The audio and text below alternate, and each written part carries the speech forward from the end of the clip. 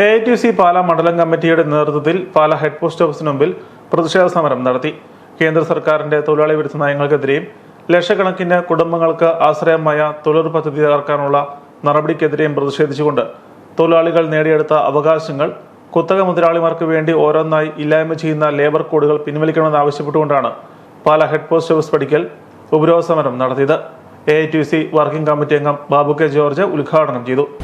കേരളത്തിൽ എല്ലാ നിയോജകമണ്ഡലം കേന്ദ്രങ്ങളിലും നൂറുകണക്കിന് തൊഴിലാളികൾ പങ്കെടുത്തുകൊണ്ട് ഇത്തരത്തിലുള്ള പ്രതിഷേധ സമര പരിപാടികൾ സംഘടിപ്പിച്ചിരിക്കുകയാണ്.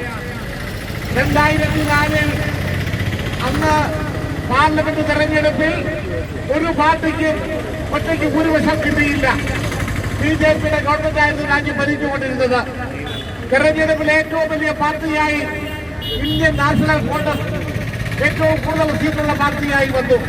അന്ന് ഇടതുപക്ഷ മുന്നണി CPIയും CPMഉം ഉൾപ്പെടുന്ന ഇടതുപക്ഷ മുന്നണി അത് കോൺഗ്രസിന് പിന്തുണ കൊടുത്തപ്പോൾ വളരെ വ്യക്തമായി സൂചിപ്പിച്ചു, ഇന്ത്യയിലെ തൊഴിലാളികൾ, പാവപ്പെട്ട മനുഷ്യൻ, കർഷകർ ഇവരെ എല്ലാം സഹായിക്കുന്ന നയപരിപാടികൾ ഗവൺമെന്റ് സ്വീകരിക്കണം.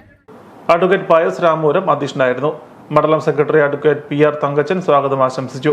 CPI പാലാ മണ്ഡലം secretary PK Shajakumar, assistant secretary MD Saji, കർഷക തൊഴിലാളി ഫെഡറേഷൻ ജില്ലാ പ്രസിഡന്റ് TB ബിജു, AYF ജില്ലാ joint secretary NS Santhosh Kumar, CB Joseph, AYF മണ്ഡലം secretary doctor Aneesh Thomas, R Venugopal, PK Ravikumar, KB Ajesh, Salin TR, VV Vijayan, KG Prakash തുടങ്ങിയവർ പ്രസംഗിച്ചു.